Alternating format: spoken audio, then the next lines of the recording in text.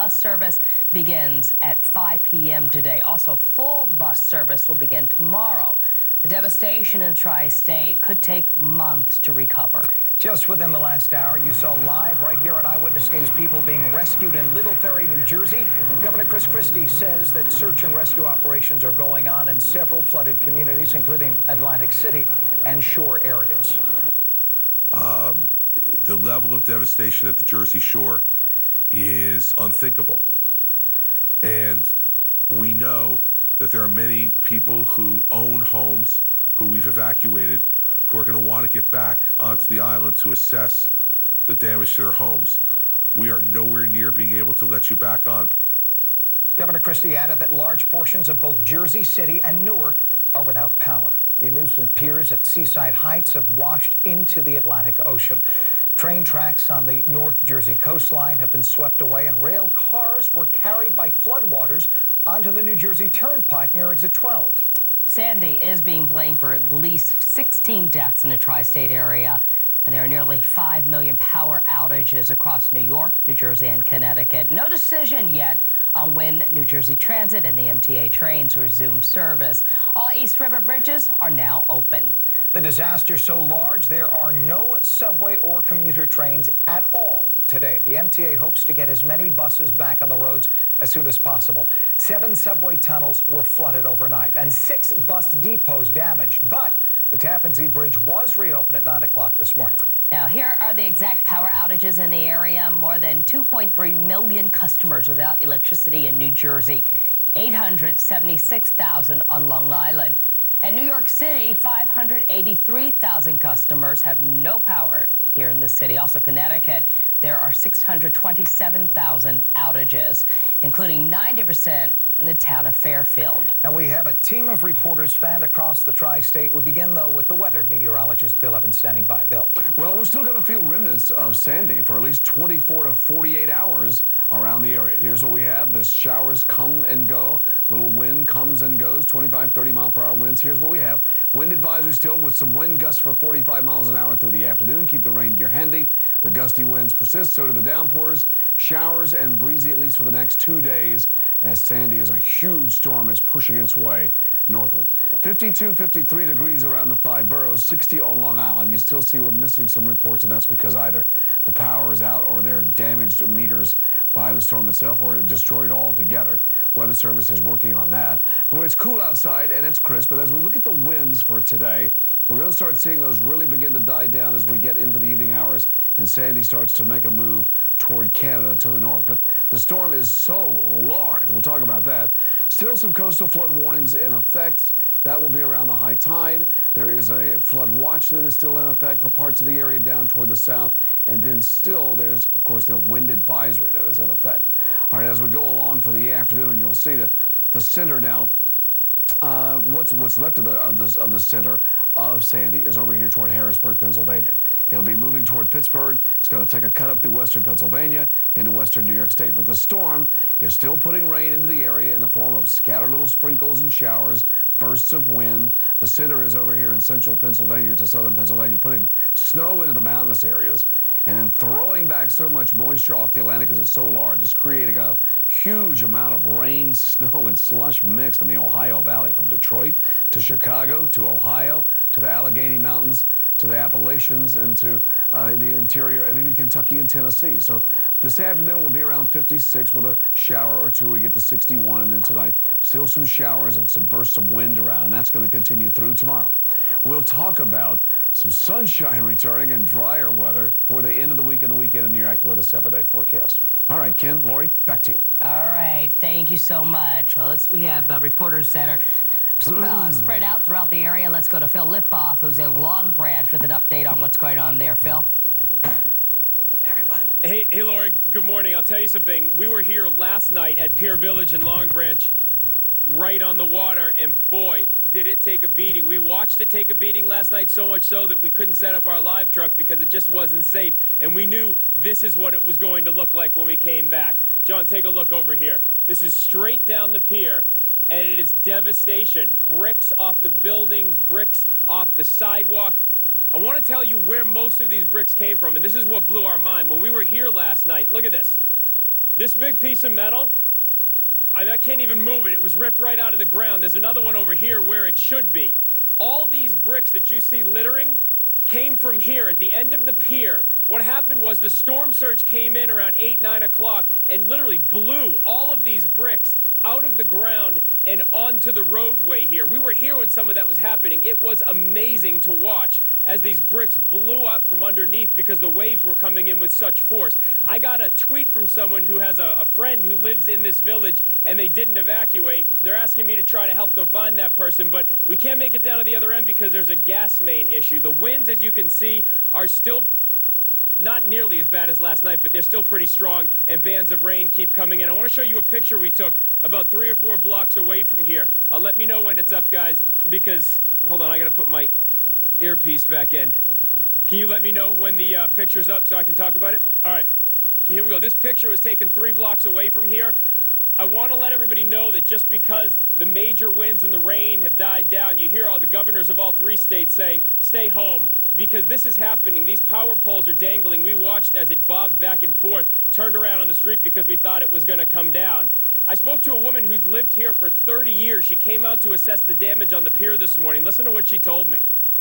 Very scary because I don't even want to imagine that water coming all the way up to my house, you know, and then not being able to even get out. I mean, the beach goes out, what, 30, 40 yards? Probably up to where the last rock's down there. And it's gone. Yeah. And the boardwalk down here, gone. It's all gone.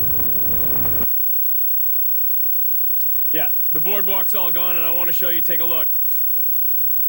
The boardwalk was completely destroyed at this end of Pier Village, and I'm told that pieces of boardwalk all the way down to Belmar are gone as well. This beach usually has about 40 yards, 50 yards from where the restaurants are out to the ocean. Gone. All of it's gone right now. The water is still coming up, but this area is going to take a long time to clean up, and they're not even letting people come in. People want to come in and take pictures of this because they live here or they vacation here or they come here for a day on the shore. They're not letting anybody near it because they just don't know. There are canopies that are still blowing around. You can see the wind gusts, I don't know, probably 40 miles an hour or something like that. It can still blow things off of buildings, and that's what they're concerned with here. They have police officers keeping people away. Back to you guys in the studio. Yeah, unbelievable. It is. You talk about the people who just want to come out there and see it. It's very emotional. When we watched Governor Chris Christie giving his news conference, he also got choked up talking about the devastation, particular to the shoreline there. Billions of dollars in damage in the state of New Jersey alone, and it's so many states this has occurred to throughout the Northeast. Let's go over to Old Greenwich, Connecticut right now, where Lisa Calagrassi has the latest in that state. Lisa. And you know, Ken, there are so many power outages in Connecticut that we've been talking about all morning. You can see this huge tree that came down on this house in Old Greenwich. This was the kind of stuff that they were expecting. Down trees, down power lines, maybe lose power for a few days. But the entire community of Old Greenwich is now buzzing about a devastating fire last night on Binney Lane. We're going to show you that video that we shot. We went over to the scene. This was absolutely devastating. The fire broke out around 6 o'clock last night at 45 Binney Lane. It's right on the water, but that was right when those high winds were really kicking up. It was pushing embers across the street. That's when 2 other homes caught fire. Now, miraculously, everyone got out okay. No one was injured, but the firefighters say it was absolutely a firestorm. They just could not get a handle on it. They were very concerned for the other houses in the neighborhood. Neighbors say the whole sky was red, and they didn't sleep a wink last night, just waiting to see if another house was going to catch fire. So once again, 3 homes. The one home that still has some structure standing, the pink home, they say they're going to go ahead and take that home down completely. But you have 3 enormous homes right on the waterfront. I mean, you want to talk about worst case scenario for a firefighter, trying to fight a fire in a hurricane. They said they couldn't get good water pressure. They've got tree branches coming down, power lines coming down. The wind was so strong. They said it was just almost an impossible situation. So it was a very, very tough night. And like I said, neighbors say they did not sleep at all because they were just so afraid that the entire neighborhood was going to go up. For now, we're live in Old Greenwich. Lisa Calagrassi, Channel 7 Eyewitness News. That is so frightening. All Nothing right. left but the stone facade. No, not at all. We're going to head up to the newsroom now, and Sandra Bookman, who all morning has been going through the various video and the pictures that are coming in from the viewers, and then we've been able to share them. And now that there's daylight and people have had a chance to get out and really assess the damage and take some photographs and video, I would imagine it's all telling. Yeah, we got so many photos, Lori, unbelievable photos. First, we want to take a look, though, that was sent to us by Governor Christie. Essentially, it's a video, I mean, just a short time ago. He is taking a look at a live video feed that is being fed from a state police helicopter, and that is looking at damage of Seaside Heights. You heard him in a news conference a little bit earlier saying he was going to be heading out in a chopper to take a look at what Sandy has left behind along the Jersey Shore later today. I'm sure we will see some of that video on Eyewitness News. Now, to get to the viewers' video, we consider them sort of the sixth man on the Eyewitness News team. Right. The first shot you're going to see, this is the FDR and 106th Street last night. This video is unbelievable. There was so much water out there. You just can't get over this. Then we're going to take a look at one of the road, a road that caved in, evidence of just the power of the water, how much water there was out there. Then we're going to head to Coney Island. We're not sure whether it was the force of the water or winds that left this car propped up on the back of a mailbox. I think we have that photo from Coney Island. There it is. We're not sure how it got up there. I think maybe it was the water, but maybe a mixture of both. Then we're going to go out to Maplewood, New Jersey. We've been seeing trees down all over the area. A tree on this car. You saw Jim Hoffer a little bit a while ago in Brooklyn, where trees are down all around Prospect Park. Then Ridgewood, where you see this tree on a house. Man, that is a lot of damage. We hope everyone made it out of there okay.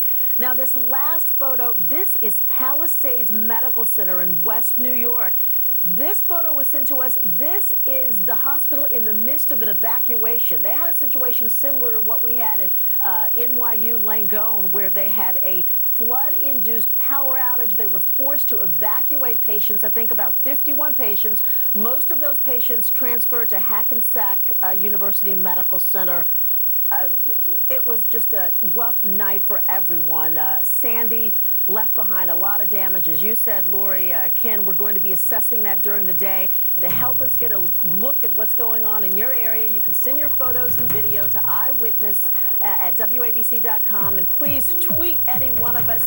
My Twitter handle is at Sandra Bookman 7. And we're anxious to see what you have out there in your communities. Lori and Ken, back to you. Powerful photographs and video. All right. Well, now the big question is, how many people around the tri-state have lost power, and they're wondering, how long is that food going to stay fresh, and when can I eat it? That's true. And we have Dr. Sapna Parikh, who's with us to help us through that and know what we should keep or what we should do with it now. Not open the freezer a lot, for one thing, right? Yes, definitely. Food poisoning, this is so important. It's so preventable. But yes, if you only remember one thing that I say, first and foremost, unless you absolutely have to, do not open your fridge or your freezer. That way, everything inside of there will stay colder longer. A full freezer will hold food safely for 48 hours. If it's half full, it'll hold for 24 hours. If your electricity was out for less than 2 hours and your fridge was not open during that time, then the food inside is safe to eat. But if it's been more than a couple hours, if you've opened and closed the fridge and the temperature's reached over 40 degrees, you need to toss the eggs, baby formula, seafood, poultry, and meat. That includes lunch meats and hot dogs. Throw out opened jars of spaghetti sauce and dairy products, including milk, yogurt, and soft cheeses. But you can keep hard cheeses, butter, and margarine. Peanut butter and jelly are also safe to eat. Keep the ketchup, mustard, relish, and pickles, and fresh, uncut fruits and vegetables. But you should never taste food to see if it's safe, and don't rely on your nose to tell you if it's okay. And when in doubt, throw it out. And also important, if your power goes out, portable generators, they can be a huge help, but if used incorrectly, they can be extremely dangerous. This is an important reminder. The #1 problem there is carbon monoxide. That gas comes out of these generators. You can't smell it, you can't see it, but if you breathe it in, it can be deadly. So if you're using a generator, if you have a neighbor or friend that's doing it, most important thing, tell them, make sure that generator's in an open space at least 20 feet from your house. Do not put it in your home or in your garage, even if your windows are open. That is not good enough. Needs to be away from the home. And also remind people or remind your family members early signs of carbon monoxide in your loved ones, the things to look for: headache, dizziness, nausea. They may just seem a little bit out of it. So important, and that too can be so easily avoided. Ken and Lori, back to you. Can't say it enough, Sapna. That's for sure. Great advice. All right. Thank you. We're going to go back to NYU Langone Medical Center, where Stacey Sager's been all day. Now that they have completed the transfer of 215 patients, what are things looking like now, Stacey? Well, you know, good news finally. They actually said it was a total of 300 patients transferred safely out of NYU Langone Medical Center. The bad news is the emergency generator is still not providing power. Now, a short time ago, we took some video we want to show you. This is a 23-year-old patient with a brain hemorrhage. She had a brain hemorrhage. She was in rehab here at the hospital. We spoke to her and her mother just about what it was like when the power went out and they had to carry these patients down 18 flights of stairs. And here's what they had to say. Yesterday night, like 8 o'clock, 8:30. So around 8 o'clock, yeah, the lights went out. Yeah. And then the building starts shaking? Yeah, really shake. It's like a shake like that. It's really scary. How worried are you for your daughter? Yeah, really worried because she's a short-term memory and, you know, she have a lot of, you know, nervous problem. Did they take you down the stairs? Did they carry you down the stairs? They carried me. Yeah. Were they keeping your spirits up the whole time? Yeah, they were good. What hospital are you going to now? I don't know. So still a lot of confusion here. Some of these patients and their families didn't even know where they were headed to. You know, the hospital had no phone service, so they couldn't even notify many of the family members. In effect, this was a 12-and-a-half-hour mass evacuation. I mean, they evacuated this entire hospital. They had 8 generators here. Some were working, some weren't. Not enough power really to the system. They lost power completely last night. They had 8 feet of water in the basement. Now we're hearing reports they're sending some staff members home as they just try to get to the bottom of what happened here. Bellevue Hospital, by the way, still getting power from their emergency generators. So that's the good news. We're live in Kips Bay. I'm Stacey Sager, Channel 7 Eyewitness News. What a sweet girl you interviewed, Stacey. Hope everything goes fine for her. Let's check in with Sarah Wallace. Sarah has been there all along while they've been doing this mass evacuation in Little Ferry, and you've had a chance to talk with some of the rescuers as well. Sarah?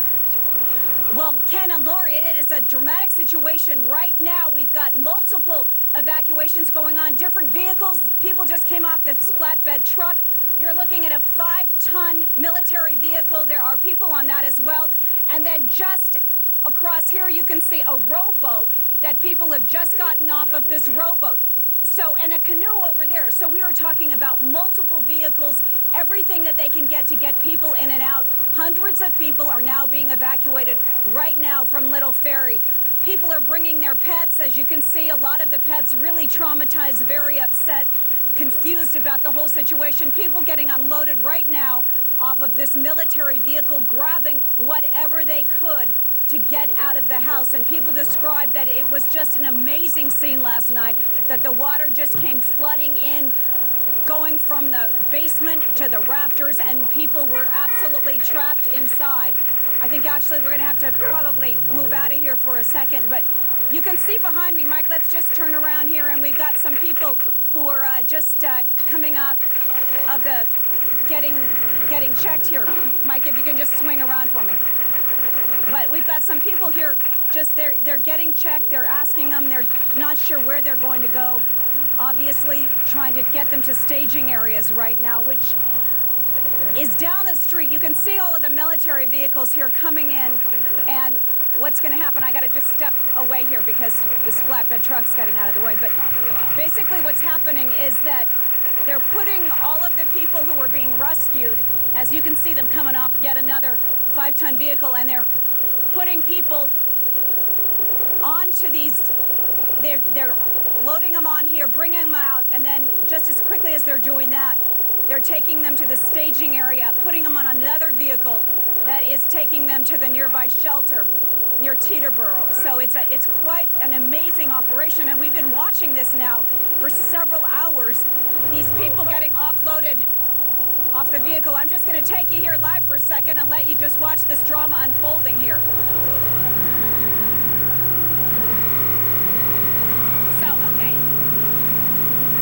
that's the airboat that is now firing back up.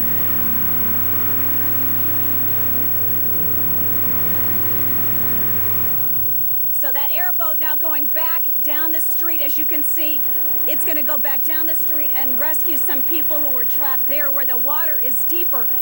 Basically what's happening is they're using most of the boats to get into, obviously, the deeper water where it's chest deep, and then these military vehicles are going in where the water is a little shallower. So it's just an amazing operation right now, and it is so active that you just can't believe what's happening. All right, we got to step out of the way here. Sarah? The chief keeps, yeah.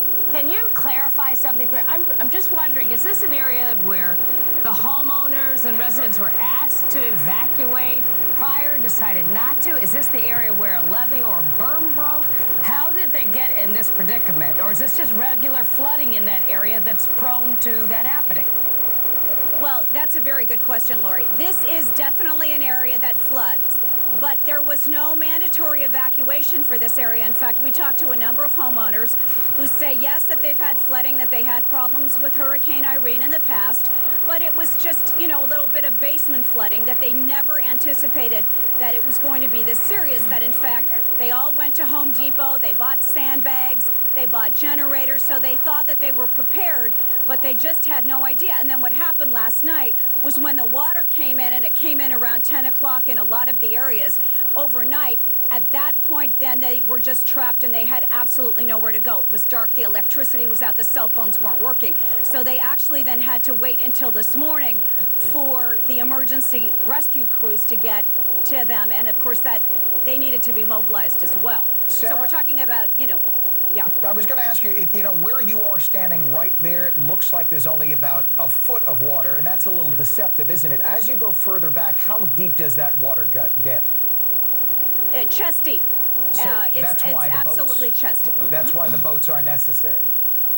Right, and I'm going to just, if you go down several blocks there, if you look down the street from where I'm standing, that's actually the Hackensack River at the very, very end of the street. And so that's where the flooding is actually the worst. But what's happening is, you know, the tide receded it a little bit, it moved out a little bit, so there was less water for the moment, and now it's going to be coming back. Let me actually see if I can get the chief back here now, and we'll talk about it. Chief? I'm just going to grab you back here live for us again. People are asking about whether or not that there was any warning for this. You know, obviously there was not a mandatory evacuation, and why people stayed when this obviously is a flood-prone area. Right, it's a flood-prone area. If people are stubborn, they don't heed the warning sometimes. But what happened was when the levee broke, that's what really made this worse, the area here. It went from maybe 3 inches to like 1.5 feet in a matter of minutes. All right, so we did have a levee breach. Yes. That's what we were told, and that's why it flooded so bad. And then could you just describe where the water is the deepest? I mean, we're talking about down here, if you can point out the Hackensack River, it's right down the road from Right, like down here and then all along here, it runs all along down around this way here. And that's where it's deepest. I was told it was maybe over 10 foot deep down here earlier this morning before the water started to recede. And that was by the fire chief that was on duty here all night. And earlier you talked about that the water's receding a little bit, but then it's going to come back even greater later on. Yes, as the high tide comes in again, but the high tide's already passed, but it takes a couple hours in this area to catch up, and so we'll come back in again. It's any idea at this point how many people that we're talking about? We thought there were a couple of hundred. Now we're just seeing wave after wave of people coming out. Yeah, because now what's happening, like I said, because nighttime's starting to come, they're starting to get worried. And they don't want to stay another night without lights, and the water's not receding enough for them. so they want to get out and get with loved ones or to a shelter where there's light and there's food. So some people thought that they could ride it out and they just can't. Yes, and like I said, this area, this town, I was told there's 10,500 people in Little Ferry alone, and we have a couple thousand, I think, would be taken out of this area alone. All right, we'll let you get back to work. Thanks so much for taking the time to go with us live. One of the people that I spoke with, they're standing over here. This is the staging area for where they're waiting to get on those 5-ton military vehicles and being taken to the nearby shelter. But, it's really traumatic. They have been standing out there, some people in bare feet, some people just with sandals and little shoes, and they're waiting for about 3 hours to get on these military vehicles. So, you think, oh, gee, they had this plan, but this is just such the magnitude of this is overwhelming. All of these agencies are doing an incredible job trying to rescue people, but, that's the priority. Get them out of these homes where they may be in danger, where there's some health concerns, get them to the staging area, and then get them to the shelter. But the primary thing at this point is obviously getting these people out of the homes. Some of them are sick, some of them have asthma. There are lots of elderly people, as we've been seeing when we've been showing you that video. And they're not carrying much with them either. They just sort of grabbed what valuables they thought that, they needed immediately, I guess. Absolutely. They were told this morning when the rescuers arrived, grab what you can. You get one bag, grab what you can, and get out now. All right, Sarah, thank you. We'll check back with you. Now we're going to head down to the Atlantic City area for some very dramatic video. This is from our sister station, WPVI Philadelphia. Their newscopter is over Atlantic City right now. This is the first air view that we're getting after the devastating effects of then Hurricane Sandy dumped a lot of water on that area. Now, can we tune in? Can we listen in to them speaking at all? Are they speaking from the helicopter? We don't have their chopper audio, but just take a look at everything is submerged in water there. You can see the water on the side roads.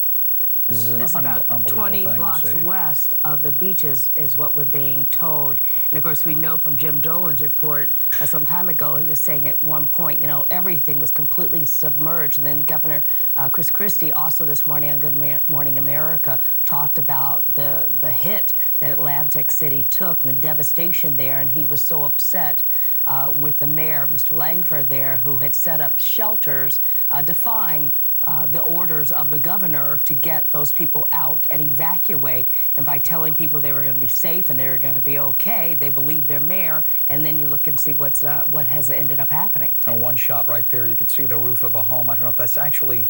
It could be that house may have just been under construction anyway, it looked like, from the other angle. But nonetheless, you're going to see a lot of tarps on a lot of roofs until all the roofers can get in gear and fix a lot of the roofs after that damage from the high winds. And, of course, a lot of these homes encounter damage from the items that come flying. The debris, you're right. The debris that come flying. And I'm sure Bill Evans could talk about that in his forecast in a little while. But it's an amazing amount of damage. Hopefully they could swing by to either Atlantic Avenue or Pacific Avenue, which is closer to the shore, where the casinos are, and that area which are all boarded up and shut up as well. Feet of standing water.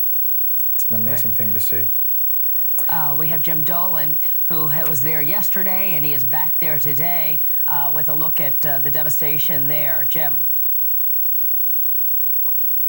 Hey, Lori, I heard you guys talking about the dispute between the mayor and the governor. Maybe the quote of the day is from a guy who did listen to the mayor and stayed last night. He told me just a short while ago, I wish I had left, but I sure am glad I lived through it. That may be the quote of the day from Atlantic City, and it talks a lot about people's experience here last night as they, in some cases, walked through chest-deep water in their own streets to get back to their homes to safety. I just want to show you one thing here before we go to some videotape.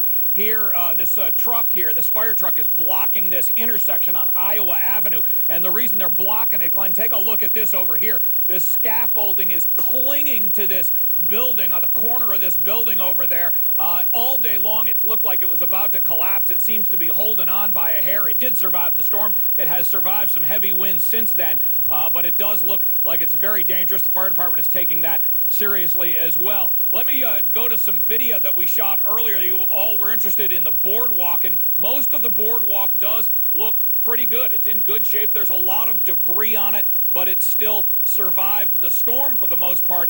But you go a little bit a ways from the casino and take a look at this. There are huge gaps in the boardwalk. It just doesn't exist in some places anymore. Enormous gaps where the water just came in and took the boardwalk with it. Now, where did it go? The boardwalk showed up 3-4 blocks from the water. Imagine the power of that water to be able to carry the boardwalk, the heavy wood from that boardwalk, all that distance. It landed up in the middle of the street. In some cases, parts of the boardwalk slammed into windows and shattered windows in businesses today. People came out today, just couldn't believe how far the boardwalk had gone from the water and how far it floated, how much damage it did. All of that will have to be rebuilt. The good news, I guess, if there is any here, it comes from a part of the boardwalk that they had noticed was a little weak. They realized it was weak and needed to be rebuilt. They had already started to raise some of the money to rebuild that part of the boardwalk. So they've gotten to that already. They've already worked on some of that to a degree, but it will take an awful lot of time to rebuild all of that part of the boardwalk that was destroyed last night. It's blocks and blocks of the boardwalk, but it is a bit away from the casinos, so it won't really cause problems for the businesses that are along the boardwalk. Ken and Lori? Hey, Jim, you got to wonder about the structural integrity and the foundations of the buildings that were against the ocean. I mean, granted, those are giant casinos, and they probably are built on very big pylons deep into the sand, but it took a lot of pounding with a lot of water for a lot of hours. Well, and you're talking about the big buildings, but Ken, just a couple of blocks, not even a couple blocks, a block from the boardwalk in some cases, there are homes right there. And, you know, those homes have sort of been exposed now for the last day or so. They don't look like they were built that strong. Some of those homes, single-family homes, just a block or so from the water, those were deep in water last night. The water came up to the second, third step of the porch in some cases. The water was high, and those homes took a pounding. So now they're going to have to talk about the structural integrity of some of those homes, and a whole development of those homes, only 5 or 6 years old. But they're going to have to take a look at those homes. Now, the garages were ground level. Some people had, for example, huge record collections and valuables inside those garages, all swept away by the water overnight. Though there was very little left in those garages this morning. Completely ruined. What about the hotels there, Jim? Do we know people also evacuated from them and how they withstood the storm? Yeah, just in the last couple of hours, we've started to see some hotel workers. I assume they are locals because you still can't get into Atlantic City. But some hotel workers start to show up to begin the cleanup. Obviously, the big hotels, you know, we're near the Tropicana here. The big hotels aren't going to have any damage above ground level for sure. So there'll be some mopping up to do. And we've started to see some of those big machines, some of those big vacuums that they have to clean the streets. Some of those are starting to show up now. But there will be a lot of work. And in some cases, they will have to talk about structural integrity of some portions of these buildings. There was a lot of water. As we said, it was chest deep for some people overnight. So that's a lot of water. That's high in the streets. They're going to have to figure out whether everything is still strong enough to hold people. And you talked about the boardwalk still existing and being in pretty good shape. As you're speaking, we're also showing video of people walking there, dogs walking there, checking it out the day after.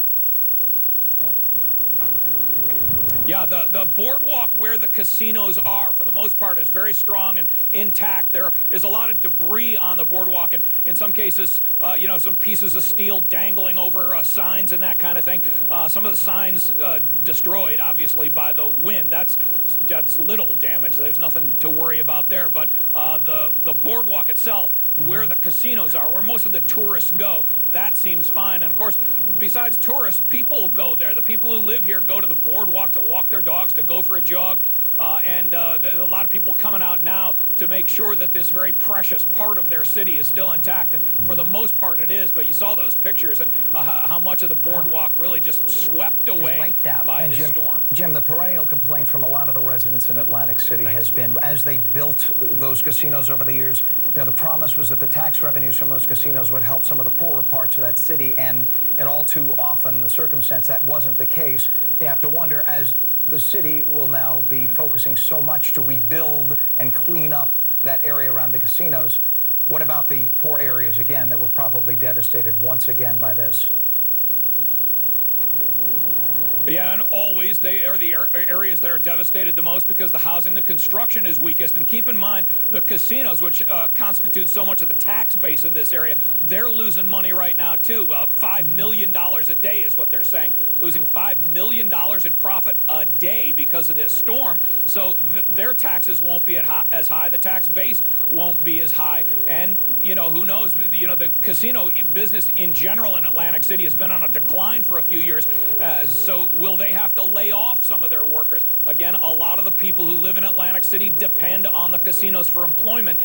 That's going to be some of the fallout of this storm. You know, maybe they'll get some federal money, maybe they'll get some state money to help rebuild, but a lot of the regular jobs may be gone as the casinos have to lay off because of the downturn caused by this storm. It's going to be the fallout from this storm is going to take weeks and months to calculate. Yeah, an economic hit. All right. Thank you, Jim. Reporting from Atlantic City, Jim Dolan. Thank you, Jim. All right. Josh Honegger is on the phone right now in the Bronx. What section of the Bronx are you in right now, Josh? Hey, guys, I'm in City Island, the City Island section of the Bronx, which is, of course, its own island. And this place really got hammered, and it was, of course, in Zone A. It was a mandatory evacuation area. The people I've talked to as I've been here, many of them have said, no, they didn't evacuate. But they tell the harrowing tales, and we have some video and pictures that we can show you. We'll show you the first one. This is really a devastating scene, and it's something that has happened all across the area. This is a Twitter photo that we got overnight. A place called Tony's Pier restaurant that was burning. And this morning, I'm standing here now, and I could show you some video that I managed to shoot on my iPhone and get in. I think you're looking at right now. The place just burned really beyond recognition for most of it. Anything that wasn't cement or brick or metal is just destroyed. Firefighters who were working this, I was able to talk to a bunch of them. They came here and just tried in vain to do something, but the City Island Avenue, this restaurant that's at the end of City Island Avenue, and it was just consumed by the sound, and so they couldn't get close enough to get any water on the fire, which is the ultimate irony, that the water is what was keeping them from getting water to put on this fire, and they had to let it burn. It's really a devastating picture, and it's, of course, a story that we've heard about in Queens and really all over this area. But fire is just a half of what they're dealing with this morning and into this afternoon here on City Island. We can show you the next set of pictures that I was able to shoot and get in to the station. And you're looking at a marina, I hope. And the marina, you know, these boats that had been lifted to higher land, they were on stands. They just simply, the water came so high that it lifted the boats right off of the decks where they had been sitting and piled them up against the side of this marina facility that we talked to. We were talking to the owner of this place today, who said that, you know, many of these boats are very severely damaged. He has a tremendous amount of damage. He had an oil derrick that cracked, and he's got oil all throughout his garage and his shop. There are slips and docks that are destroyed. There are quite a few boats that are underwater entirely that were actually tied up in the water and simply sank at the height of the storm surge when this storm was raging here on City Island. And then just next door to that marina center is another business, a restaurant. We could show you the next set of pictures. This is a lobster, the City Island Lobster House, I believe is what it's called. You know, and aside from the... Look at that, Josh. Yeah, you can see that. I think are you looking at the sign that's twisted? We were looking at the water flooding into the lobster house. Right, and the owner of that place, you know, he had evacuated. He lives on the mainland. You know, he knew that this was a possibility. He had tears in his eyes. He lost his mom 3 days ago, he said. And so now he arrived. He's been, I think, in business for more than 30 years here in that spot. You know, never seen anything like this at all. And, you know, the place was, you know, was water everywhere. And that's really what they're dealing with here. We've talked to other people who decided not to evacuate. They decided to ride out the storm in their homes that face the water. and that they were basically riding it out on the second floor the whole time because their first floor is flooded. And by the time they decided it was time to go, of course, it was too late, and they couldn't get down the street. And there's only one way on or off that island. There's a little bridge, and of course, they can't do ferry service. Josh, thank you so much. The pictures are unbelievable. Yeah, and the video also. Amazing stuff. Thank you so much. All right, we're taking you back to our sister station and their helicopter from WPVI looking over Atlantic City. Do we have that? We were looking at, look, now we have the shore pictures. There's the shore. You can see the shoreline right there and all the homes that... Oh, my goodness.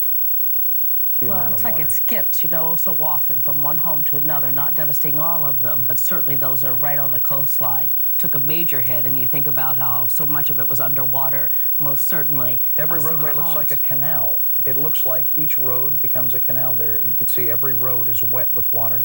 Of course, full of sand. I'm sure that there was no sand on those roadways 36 hours ago. The cleanup is just going to be a monster in itself. Unbelievable and what those residents are facing. More than likely, many of them are now went to the shelters that the mayor had told them to. Some evacuated, like the governor said, but you have a mixture there. We're being told this is actually Ventnor, New Jersey, which is the town adjacent to Atlantic City. And this is right next door, a little beach community right next door. What a mess we have there. All right. Big cleanup. We know there's so many people out of power now. We're going to go up to the newsroom and check in with Diana Williams, who has some new stats for us to look at in various boroughs and in the area. Also New Jersey and Connecticut. Diana? Yeah, Lori and Ken, you know, we're trying to break down the numbers a bit because, as you know, the numbers of power outages out there are unbelievably massive. So we've put together some graphics. I'm not a numbers cruncher, but I've had some help from folks here in the newsroom, and we've been able to pull together some numbers. The highest number of outages is in New Jersey, and that's 2,344,000 plus. You go to Long Island, it's 896,000 power outages there. New York City, 662,000 outages, and the majority of them right now are in Manhattan, where you've got 230,000 outages. And as we went through this, we looked at it and we found that the majority of those, when you look at Manhattan separately, the biggest number of outages are south of 23rd Street.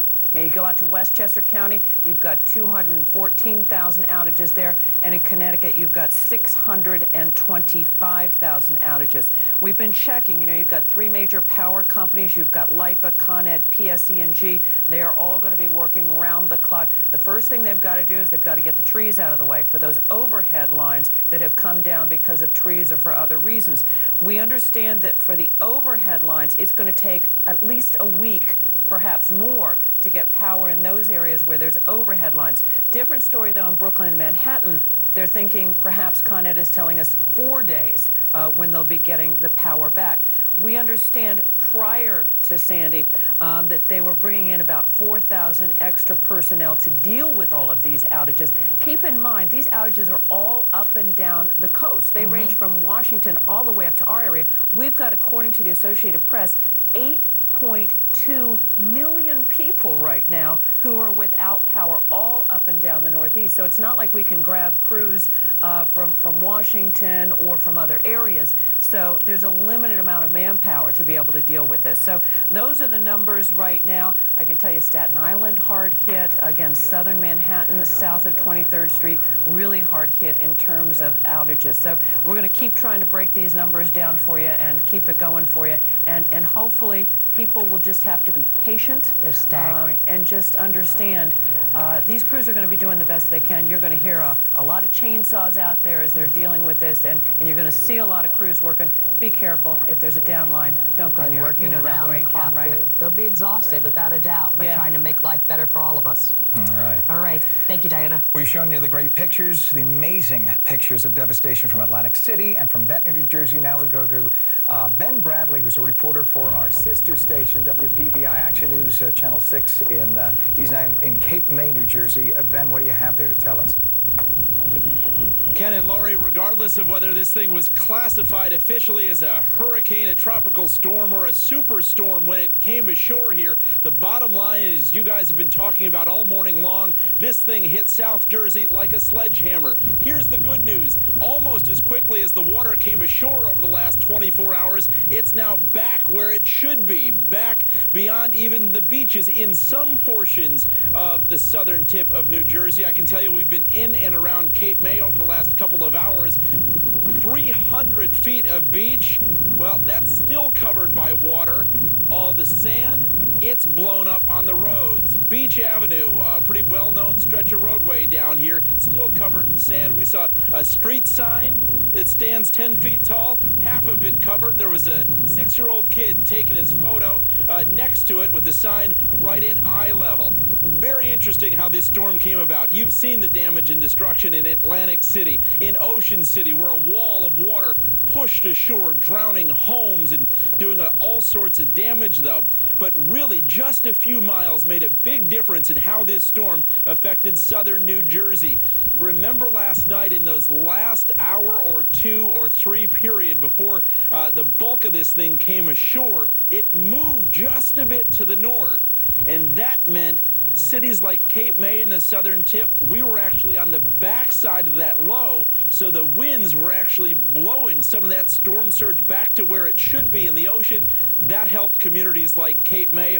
Obviously, not enough to help further north here along New Jersey. That's the latest live in Cape May, New Jersey. I'm Ben Bradley for ABC7 Eyewitness News. Hey, Ben, thank you very much, Ben, by the way. I'm sorry, that's Ben is from our sister station, ABC7 in Chicago, on loan to us. Right. Everybody's helping out in the ABC family right now. Nice job. Thank you, Ben. Absolutely. Let's go to Anthony Johnson, who's Long Branch, New Jersey, with the latest for us. Where exactly are you with that behind you, the post haste? Let me just tell you know what? We moved about 2 or 3 miles from where we were a little bit earlier this morning. This is actually Monmouth Beach. This is called the Channel Club. Now, this is where a boat club, of course. You see this boat that's right behind me? This was actually taken out of the water and put on a fence about 100 yards from where we're standing. All of the boats that were over there pretty much got moved by the force of the water. Let's show you the pier out here. You can see that it is ruined.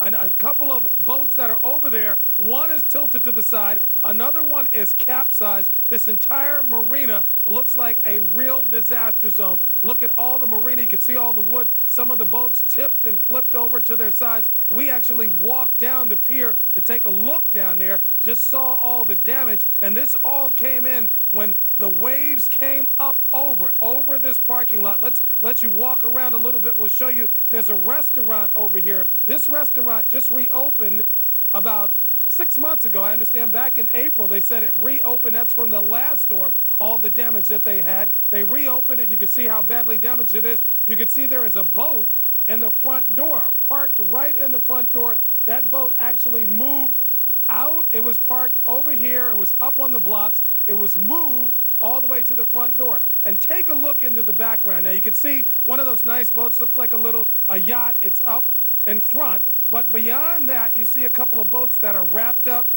Those boats were actually picked up, lifted over the fence, and then dropped on the other side of that fence. All of this from the force of the water. This marina, millions and millions of dollars in damage. And if my cameraman, Marvin Hoffman, you can even show this shed that's over here. See how that's all flipped over? We found this marina. They said it was in bad shape. Go down to it. And they were absolutely correct. We can't believe what we have seen down here. But this is water that came up from that tidal surge. You know, that surge of water that they've been talking about? This is what happened. It all came up and lifted all of the boats. There were dozens of boats over there at one point in time. Many of them were actually lifted up and just taken out to sea. That's just how bad it is in this marina. That is the latest live from Monmouth Beach. Anthony Johnson, Channel 7 Eyewitness. They're really just tossed about like toys almost. It's unbelievable. The pictures are just amazing to see. We're looking once again This is Atlantic City. We're looking at once again from our sister station WPVI, the newscopter that they have there. It's up over Atlantic City. We're looking at some of the devastation from the aftermath of Sandy, and you could see that there's not much beach left. If you look down straight there, usually that beach is 150 feet deep, and there is not much of it left at all. You can see the water going right up to the edge where the buildings are. You'll see when they come up on the buildings again. And it's certain to also come even a little higher as the night starts to come about also, and high tide again. That's amazing. The amount of devastation is just hard to comprehend. You think of the rebuilding that needs to be done at this point, and how long that's going to take, and how long people can get back to their homes, and businesses can get up and running again. We know. Now, this is the famous steel pier in Atlantic City, and you can see there's a lot of damage on there. In fact, let's see what we're zooming in on here. We don't have control of this helicopter, we should mention.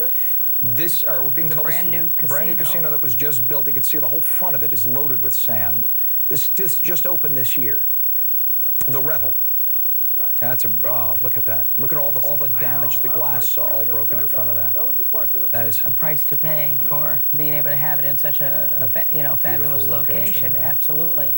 Amazing pictures. How many people from this area go to Atlantic City on a regular basis? This is like a second home for many on the weekends. Absolutely. Not this weekend, though. And certainly not. Not for many weekends, sadly. And for the poor folks who live there who are going to have to deal with the cleanup and the aftermath. All right. We've also been showing the devastation that people are dealing with in New Jersey. As we go to Sarah Wallace again, there have been hundreds of people who have been evacuated from Little Ferry so far, and you've been there all along the way with them, talking to the rescue crews and to the individuals who just kind of had to, all of a sudden, they were stranded and pick up what they could to be rescued. Absolutely, Lori and Ken, and right now you can see behind me that continues. These people are getting off a military vehicle that has just rescued them. You can see they've been told to basically grab whatever they can and get out, and that's what's happening. Also, then let me walk you right over here to this blue bus. What's happening is that this is a staging area. People are then being loaded onto buses and taken to the nearest shelter in Teterboro.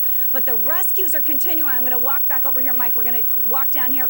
You can see the boats are on standby. So what's happening now is that they are getting into these pontoon rafts, and they are going back down into the areas when they hear that there's somebody else who needs to be rescued, going down into the areas where they're deeper. The water is deeper, and they can't get there by these military vehicles. So obviously now they're taking those pontoon rafts back down for another rescue. We've been seeing this continually all day. And I'm looking down the road here, if you can see down Liberty, and there is a canoe. People that are actually coming back up from a rescue, they are using any mode of transportation they can. We've been seeing those 5-ton military vehicles. We've been seeing those airboats. We've been seeing canoes. So whatever they can get, that's what's happening. And it continues. We have seen hundreds of people. The chief told us that he believes at least a couple of thousand people have already been rescued. And we are told that there was a levee that broke. So, you know, earlier on we were talking about how these people didn't get out when this is a prone area for flooding, and that's probably the reason, is they just didn't realize it was going to be quite that bad. Your guesstimation, about how long has this rescue effort been going on in your guesstimation? How long have you been out there? We have been out here for hours. So from the beginning this morning, these people say that they were told when they realized that it wasn't going to, the water wasn't going to recede. So probably beginning at 7 o'clock this morning, they were told. But, you know, there are so many people, and they aren't sure how many people are stuck. There's cell phone problems. As we've been saying, we've had problems getting through on our cell phones. So people are not able to get to 911 to call, and so really we don't know, but people are just stuck, and these people are doing the best they can. The rescuers have just been unbelievable. They're from every area that you can think of converging on this right now. You know, you see a couple of people now, they're kind of actually scouting out just to make sure that there aren't people left in the houses. So they're kind of trying to go when they can in those full suits to make sure that there aren't people that they're missing. And, you know, relying on phone calls. But I mean, really, this is such a dramatic picture. If you can see, there's an SUV going down there. I don't know what that guy's doing unless he's a rescuer, because he's going to get stuck. And then right behind it is the canoe that they're bringing people out. But we spoke to a family that had 3 houses on Echo Road, all lost, 3 homes, and 6 cars that were completely gone, completely submerged. Actually, here you go. There's another person coming here on a raft. So you're just seeing all sorts of this. And, you know, as high tide comes back later on this afternoon, that's going to be a bigger concern. And we'll stay here and we'll keep bringing you these rescues as they happen. Looks like a well-coordinated effort, though, and sure is, good people. Their quest to get everybody out of there safely. Sarah, great job. Thank you so much for the report. We'll be checking back in with you. All right, you want to keep it right here on ABC7 as we continue our coverage of Hurricane Sandy. Next shift, we have Liz Cho and Diana Williams coming up to bring you the very latest information. Keep it right here. Have a good day, everybody. Bob Menendez supports John Corzine's economic strategy. The results? Gas up, unemployment up, incomes down. Would I do all those things all over again? Absolutely. Don't let them. I'm Joe Carrillos, and I approve this message. Tea Party Congresswoman Nan Hayworth. She's voted for a big tax cut for the wealthy and against tax breaks for the middle class. Voted to end Medicare's guaranteed benefit and defund Planned Parenthood. Nan Hayworth works for Tea Party extremists, not Hudson Valley families. I'm Sean Patrick Maloney. I built a business, created jobs, worked as a senior advisor to President Bill Clinton. I'll make the wealthy pay their share and protect women's health care. And I'll always fight to preserve Medicare. I'm Sean Patrick Maloney, and I approve this message. Most of the U.S. Senate is made up of lawyers and career politicians. They haven't passed a budget in 3 years, and they mostly look like Chris Murphy, another lawyer and career politician. I'm definitely not. I struggled out of bankruptcy and grew a business, creating 600 good jobs here in Connecticut. But now our economy is hurting.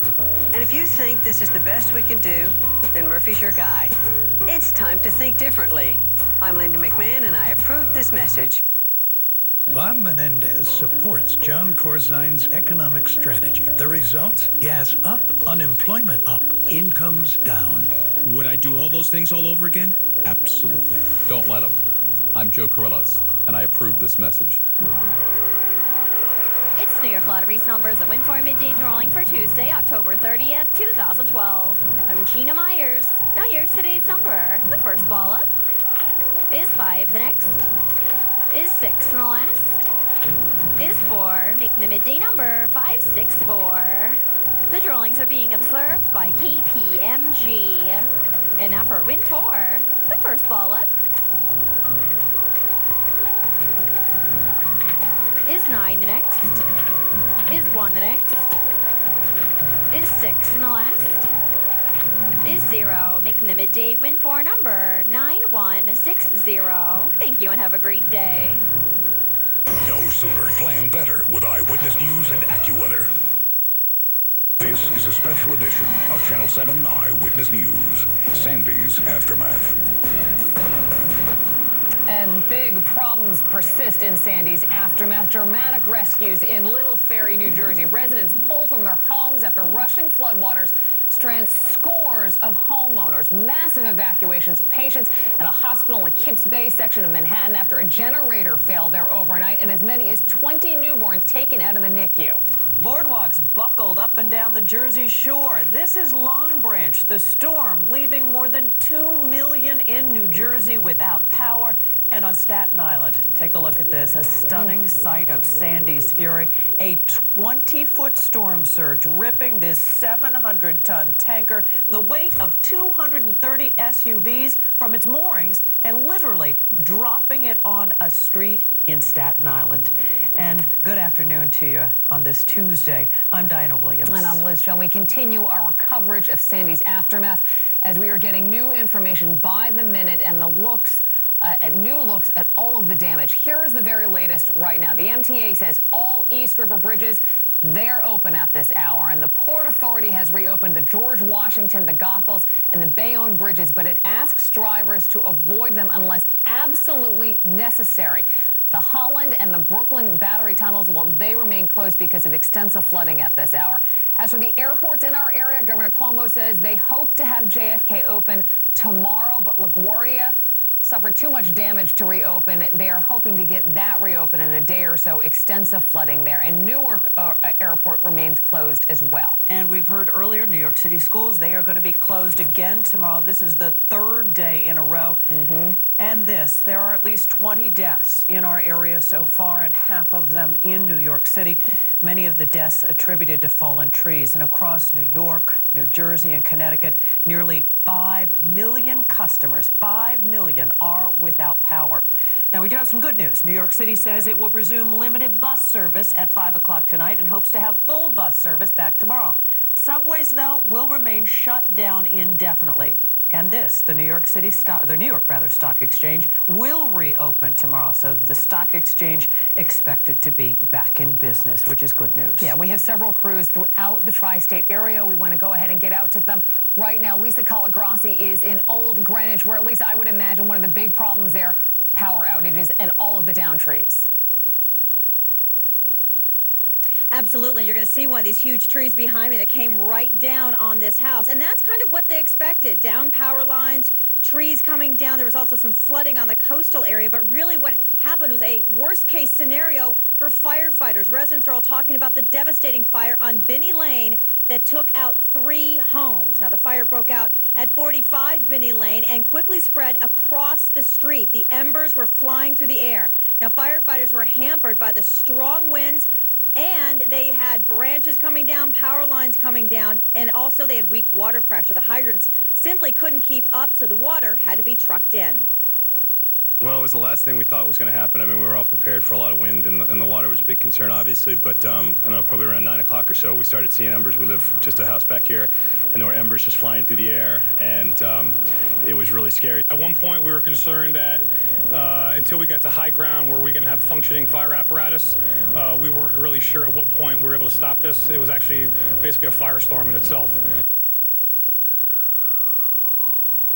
So the first 2 homes, there really is nothing left. There's a chimney. You can see some of the walls. The third home, which was still standing, they were going to take that all the way down. They were still putting out hot spots as early as 45 minutes ago. So there were still a lot of hot spots. They were trying to get all of this knocked down, all of this contained. At this point, it is an absolute miracle that no one was hurt. Everyone got out safely. This was a mandatory evacuation zone. They don't know exactly what started the fire in the first home, but it certainly moved quickly. For now, we're live in Old Greenwich. Lisa Calagrassi, Channel 7 Eyewitness News. And the good news, everybody got out safely, but they lost everything in those first 2 homes. Yeah. So it's so sad to see that. Very, very sad I know. to see. Such dramatic pictures. Fires were really a big problem overnight, as Lisa was just showing us. Also, Breezy Point, Queens, where there are several fires overnight. We went ahead now down to Lower Manhattan, and that's where Eyewitness News reporter Dave Evans is. He's been in front of the Battery Tunnel, where there's just extensive flooding. With water. Well, actually, we have moved from that area, Liz and Diana. We are now on Fulton Street in the South Street Seaport. And we moved because we heard, like a lot of people, that there were reports of looting in this part of Lower Manhattan. And I went across over closer to the ships and asked a police officer, are you hearing the same thing? And he said, yes, we're hearing the same thing. So we came over here to the Ann Taylor store, and you can see that the window is knocked out. But I did talk with another police officer and some police officials who came over and said, yes, this does have the appearance of looting. It looks like it's looting, but it's not. They said that this is also because of the hurricane and the power, the force of the storm from last night. If you look just a couple of doors down from where I am right now, Durin, if you want to come just this way, if you look just a couple of doors down, you can also see that there is also some storm damage there. I wanted to point out to you why they thought that this was looting, but they say it's not now. I mean, this does have the appearance, if you look at the broken-in window here, the appearance of looting. But if you look at where the storm came to, I'm not kidding. This is where it went to right here.